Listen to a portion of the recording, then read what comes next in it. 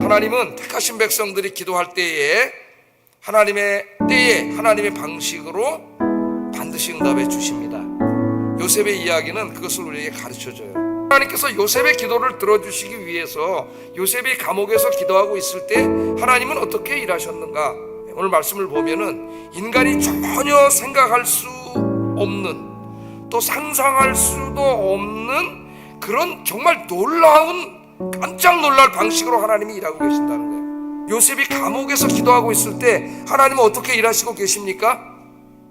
저 애굽의 황실에 그 황제, 애굽의 왕이 잠자고 있는데 그 꿈속으로 찾아가셨다는 거예요. 꿈속으로. 그러니까 이런 일이 있으리라고 누가 상상이나 하겠습니까? 여러분, 우리가 기도하면서, 그러니까 기도하면서 자꾸 이렇게 내 가능성 속에 하나님 가두지 마세요. 네?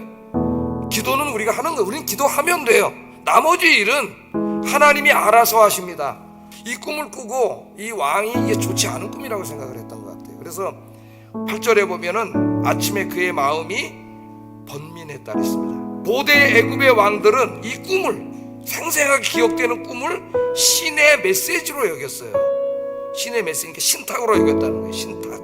애굽의 왕들은 꿈을 신들이 자기에게 전하는 직접적인 경고나 예언 또는 지침으로 간주했습니다. 그래서 이 바로가 아침에 명을 내려가지고 애굽에서 꿈 해석에 일가견이 있다는 모든 사람들을 다 불러 모았어요. 그런데 놀라웠게도 아무도 이걸 감도 못 잡는 거예요. 이게 무슨 일인지. 우리 인간은 하나님의 계획을 알 수가 없죠. 인간의 이성과 지혜로는 하나님의 섭리를 알 수가 없습니다. 이 꿈은 누가 주신 꿈이에요? 지금 하나님이 주신 꿈이에요. 하나님의 애굽의 앞으로 14년 역사가 어떻게 이루어질까를 알려주신 꿈인데, 이 꿈이 이제 요셉이 개인의 꿈을 이루는 것과 밀접하게 연관이 됩니다. 자, 오늘 여기에 이제 제가 지금 이제 첫 번째 포인트에서 강조하고 싶은 거는 뭐냐 하면은, 우리가 기도하고 있을 때 하나님은 이처럼 우리가 전혀 생각하지도 못했고 상상할 수도 없었던 정말 신비하고 놀라운 방식으로 일하신다는 거예요. 그럼 도대체 하나님이 언제 응답해 주시는가? 하나님이 정하신 타이밍에 이루어 주신다는 거예요. 나는 빨리 이루어졌으면 좋겠는데 하나님의 때가 있다는 거예요. 하나님의 때가 내 때가 아니라 누구 때? 하나님의 때에 이루어 주신다. 성경에는 이 하나님의 타이밍, 하나님의 때에 대해서 많은 말씀을 하십니다. 여러분이 성경을 한번 읽어보세요. 그러면 이런 이야기들을, 여러 이야기들을 읽게 돼요. 성경에서. 그럼 성경을 읽을 때마다 그게 다 뭐가 된다 그랬어요? 영적인 양식이 되고 나에게 믿음의 원천과 믿음의 자료가 돼.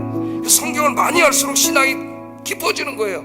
흔들리지 않는 거예요. 왜 성경이 이런 얘기들을 기록했을까요, 여러분?